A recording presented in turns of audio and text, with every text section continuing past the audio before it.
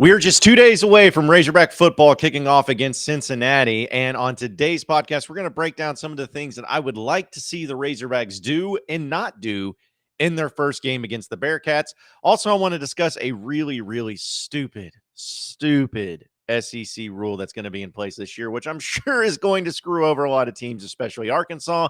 But it's all coming up here on the Locked On Razorbacks podcast. You are Locked On Razorbacks, your daily podcast on the Arkansas Razorbacks, part of the Locked On Podcast Network, your team every day. And welcome into the Locked On Razorbacks podcast. I am your host, John Nabors. I am also the host of Out of Bounds. You can catch every weekday afternoon from 1 to 4 on 103.7 The Buzz and 103.7thebuzz.com. Hope everybody's having a wonderful Thursday as we are just this close to Razorback football season getting kicked off. And we're going to have the final podcast of the offseason tomorrow, which is so much fun. And I'm going to be heading up to Fayetteville, going to the game, partying it up. It's going to be awesome, especially if Arkansas wins. I'm getting the jitters. I'm getting the butterflies because not only just the aspect of winning games and having football, but just being there, man. Being in Razorback Stadium with a top 25 matchup with both teams, it doesn't happen near as often as it should. And so when it does happen, you got to take advantage of it. So I'm just so excited for it to actually all go down the way that we have always wanted to and all the ways we wanted to see it as well. But either way, it's an exciting time. And as we get to that point on tomorrow's podcast, I'll be able to do my predictions, my MVPs, all my previews, all that stuff from what I think Arkansas is going to do in that game too. But today, I wanted to dive into maybe a step before that. Some things that I would like to see, because I think that there's always going to be things that each and every one of you would like to see specifically, whether it's from a certain player, whether it's from a certain unit, positions, side of the ball, coaching, like whatever. There's things that we all want to see in these games, and in particular, your season opener, that may give you something that you're excited about or something that you're not sure about, whatever it may be, give you some sort of answer in the beginning game. And for me, there's a few things that I would love to see. Now, if I don't see these things, it's not like I don't think the season's going to be successful. It's not like I think that suddenly things are going to be wrong. It's just something that I would like to see. And if I do see it, I'm just going to get a little bit more excited. I'm going to feel a little bit more comfortable and confident about the direction that Arkansas is going. So first off, the thing that I would like to see the most, first and foremost, I want to see Arkansas come out and establish the run like in a way that almost gets me hot and bothered, gets me going. Like I want to see them go out there and from the very get-go of the game. Like I would love any ways that they can score, any ways that the offense can make it work. But there's just something incredibly endearing about a offense that can go out against a quality opponent and at the very start of the game, line up, hit the other team in the mouth, and go straight down the field and be able to be successful, not only one possession, but multiple possessions in a row. Because it's twofold. One, it's extremely beneficial to the offense because not only are they pushing the other team around, they're having success doing it, and they're scoring touchdowns, but they're working the clock. They're wearing down the defense. They're getting them fatigued. They're able to wear them down physically. And also the other thing about it too is that they would wear them down mentally, which may be even more important. It's extremely demoralizing for any team. Trust me, as a Razorback team, you've experienced this in previous years. But there's nothing more demoralizing than going out there, lining up as a defense, and no matter what scheme you draw up, no matter what you got going on, no matter how many defensive linemen you put on the line or how many blitzes packages that you send, whatever it is, it doesn't matter because the other team's pushing you around and running the ball down your throat. That's an extremely fun thing to see. And so I would love to see that.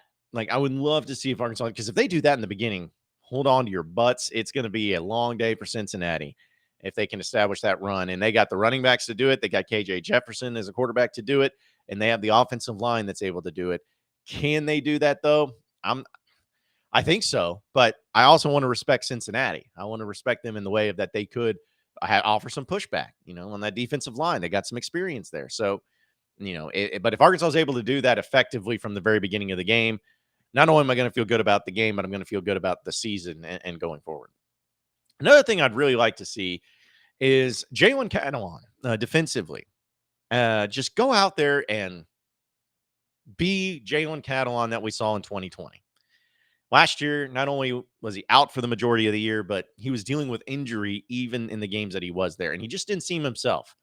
And I'll never forget, I was with a buddy of mine watching I think it was the A&M game, and seeing him miss a tackle, like a very easy, routine, typical tackle. And he says, and he looks at me, he's got to be hurt. He doesn't miss those. And I didn't think I was like, well, maybe he's just, not playing well, something like that. Because if he wasn't healthy, then he wouldn't be out there. But then come to find out, he wasn't healthy, and he had to sit out the rest of the year. So last year was kind of a wash for Jalen Catalon. He's had time to have the surgery. He's had time to recover. He's had time in these practices to be a leader and to be that guy.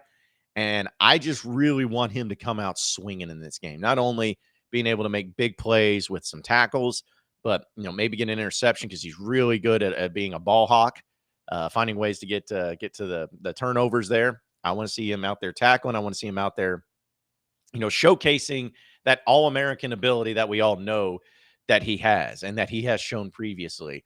Because if he does that, I'm not saying that that's what was missing from the Razorback defense last year, because you had a good Razorback defense, but that really sets the tone for the defense too. When you have a guy to that caliber, especially at the safety position, being that leader, it's going to be one of those things that where if he's that good, it's going to trickle down and make everybody else better.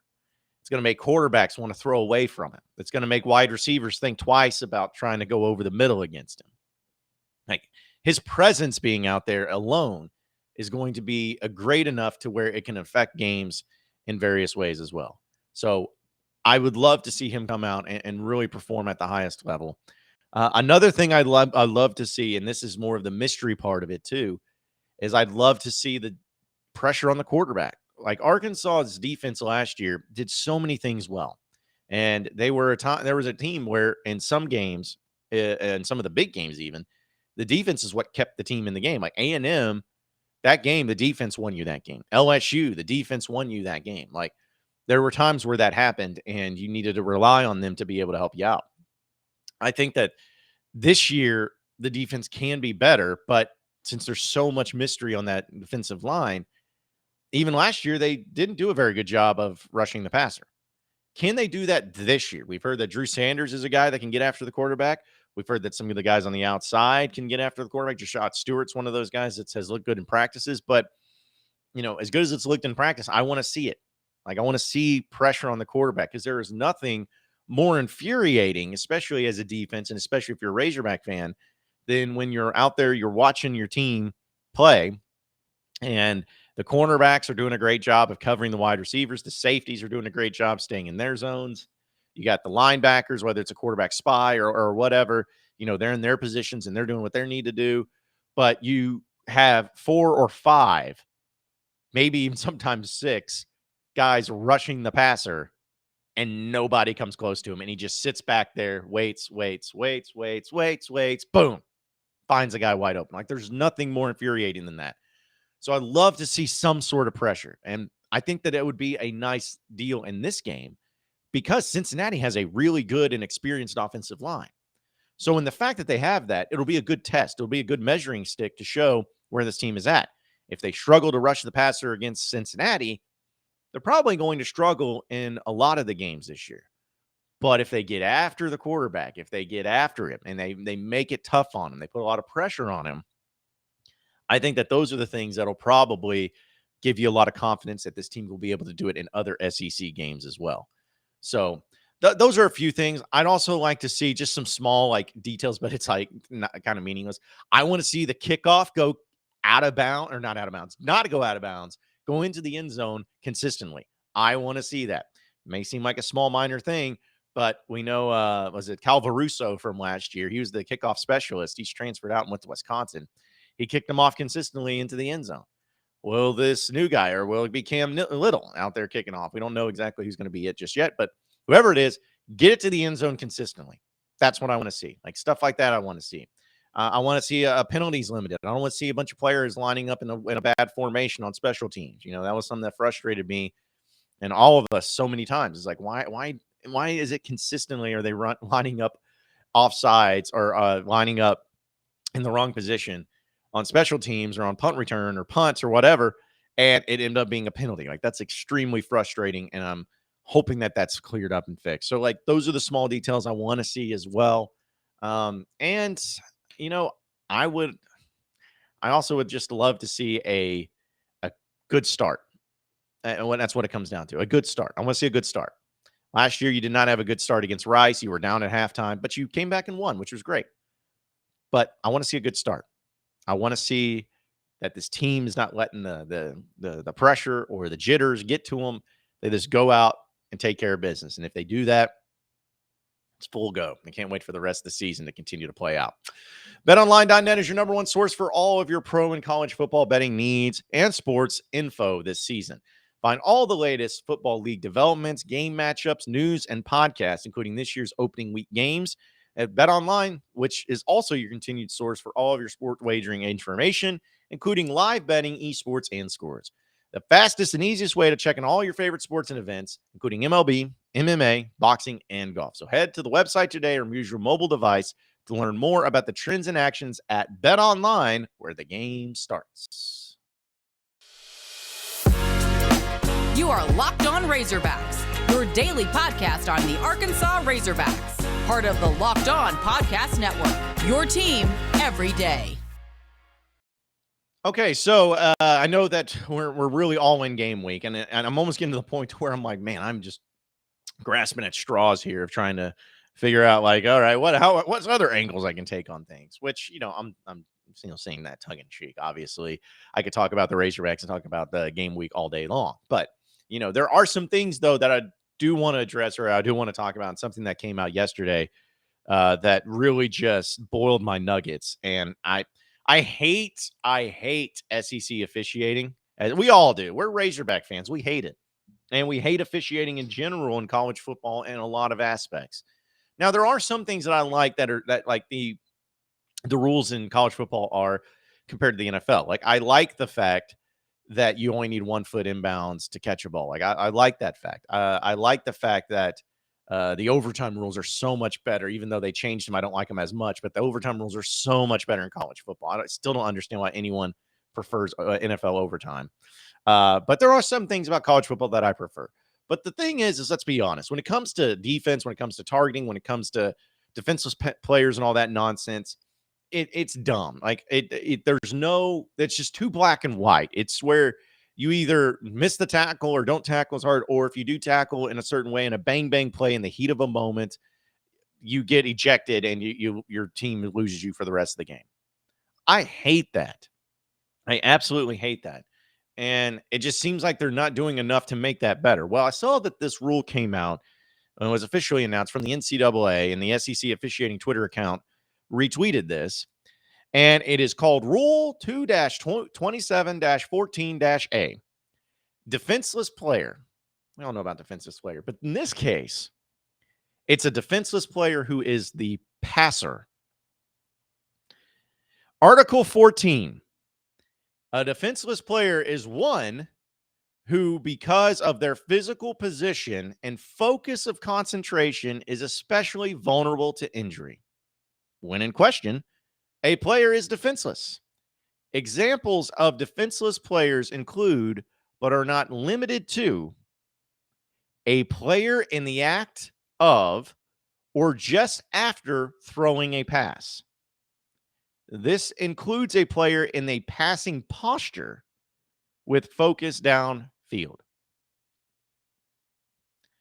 Let me read that for you again. This is talking about a defenseless player who is a quarterback, essentially. This is the definition of what could be considered a defenseless player and can be called for a penalty when it's the quarterback, is a player who is in the act or just after throwing a pass. This includes a player in the passing posture. So sitting there with the ball in his hand, ready to throw, and his focus being downfield. If the player gets hit in that position, they are considered a defenseless player. Now, I'm hoping that maybe there's just something I'm missing here because this is a lot of fancy way of putting it. Maybe I'm misinterpreting this wrong, and I hope I am. But when I first saw this and read this, and I kept reading it over and over and over again, I'm like, the player in the act of or just after throwing, so a player in the act of throwing a pass, if he gets hit from behind, like if it's his blind side, is he considered a defenseless player? And if he gets hit, is that a penalty because he's a defenseless player? Or as soon as he throws the pass and he gets hit, does that make him a defenseless player? And does that make him get called for a penalty?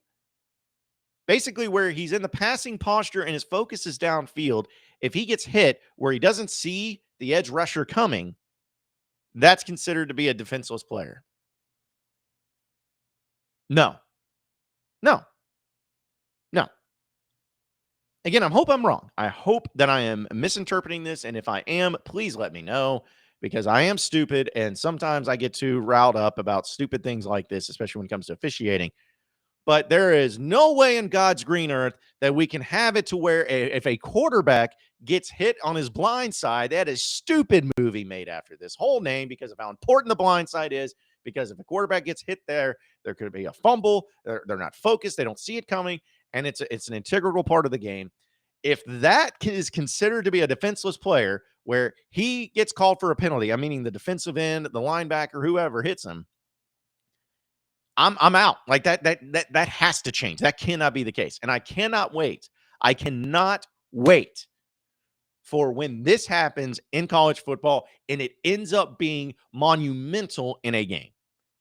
I have a feeling it's going to happen this year when Arkansas goes to Auburn. Like it's 100% going to happen. Like you watch, Arkansas is going to have the lead very slim. It's going to be like 28-27. And Auburn's got the ball and there's, like 48 seconds left and they're trying to go downfield and they go line up for a pass. And then the edge rusher comes out and boom, he just sacks whoever their quarterback is at the time. Who knows? But he sacks the quarterback on fourth down. It's going to be a turnover on downs. Arkansas is going to get the ball back and all they got to do is kneel it. And the ref's going to throw that flag and say, personal foul, unnecessary roughness, hitting the quarterback because his back was turned because he didn't see it coming because we don't like football anymore. 15 yards, automatic first down. Auburn kicks the game-winning field goal, and there you have it. Calling my shot. It's going to happen. So, I hope I'm misinterpreting it. I hope that this is not something that's actually going to be called ad nauseum in college football. But I'm not saying I understand protecting players. I understand that. I get it. But you cannot do it this way. You cannot take away elements of the game. You cannot take away somebody who is playing football. Like, what is he supposed to do? The quarterback's right there, dead to rights. He's in his sights. He's got a free range right at him, but his back is to him. You're telling me that player, what's he going to do? I got to run over here and I got to stand in front of him first and then I can tackle him. Or does he have to come around and say, okay, well, I'm going to hit him, but I got to kind of move aside and maybe do like a little arm tackle because if I hit him too hard, then it'll be necessary roughness. Like, what is he supposed to do? How are you supposed to do that? I hate it. I absolutely hate it. Hey, NCAA and officiating, why don't you focus more on fixing the stupid targeting penalty? Why don't you focus on that to where kids don't have to sit out for the rest of a major game, or in some cases have to sit out the rest of the half for a major game and then the next half in another major game because of a bang-bang play that none of us can ever understand how difficult it is to avoid from doing that. Why don't you fix that instead of worrying about the poor little quarterback because his blindside tackle couldn't block efficiently and he had free reign on him and then getting called for that for a penalty? Stop trying to overthink things. Stop trying. I get it. Player safety is important. We all understand that and we all want that. But it is a gladiator sport. And there are certain aspects of the sport where things are going to happen that way. I am all for taking out, crown to crown, helmet to helmet hits. Like that shouldn't happen. That's bad news bears. I'm all for that. But when you're talking about a quarterback who just doesn't see it coming when he gets hit, like, What about a running back when he's running the ball and he's focused downfield and he's running the ball? And then has a guy come to the side that he doesn't see coming. Boom, hits him. Is he a defensive player? Defenseless player? His focus was downfield. He was running the ball. He was in the running the ball posture. I don't get it. I don't like it. It needs to change. It's stupid. I just can't wait for Arkansas to get screwed over in that. But either way, you know what's not stupid, though?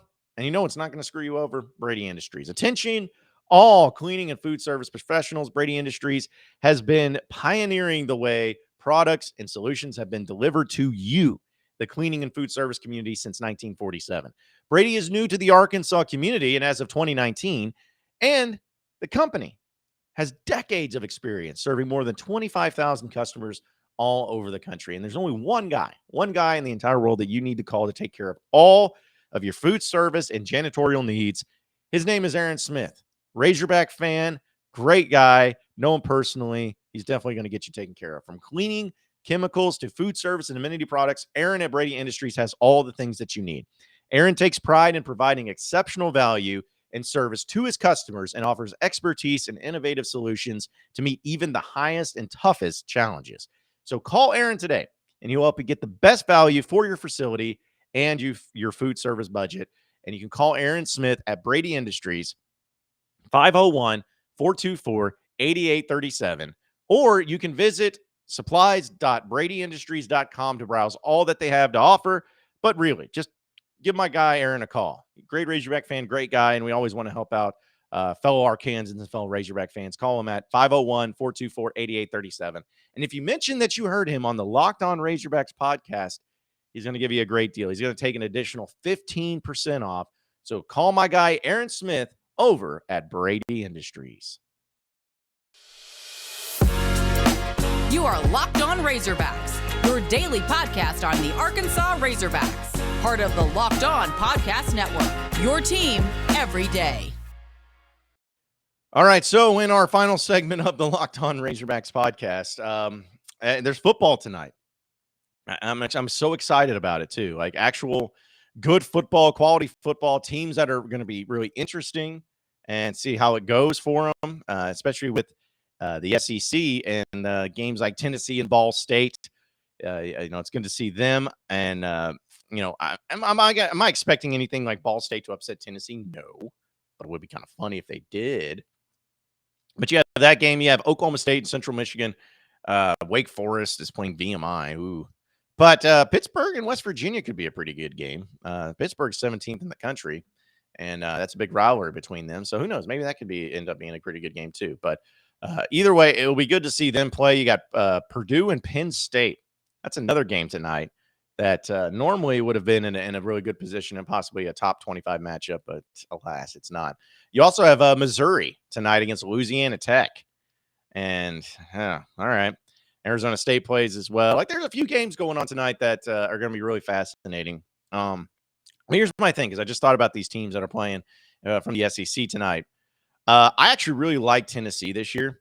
I don't think that they're going to win the East, but I do like them to compete for that second spot. It's going to be between them and Kentucky. Florida could be my dark horse, but I think it's going to be between Tennessee and Kentucky. But the thing about Tennessee, and this is why it's like I really like them as a team, but they have to go to Pittsburgh this year. Like we just talked about them being a top team. Then they have Florida, at LSU, Bama, all in a row. It's three really tough games. They're not beating Bama. LSU, we'll see what they are. They could be good. They could not be good. But then, we'll see. And then Florida, I think, is a dark horse. And then they have UT Martin. Then they play Kentucky at Georgia.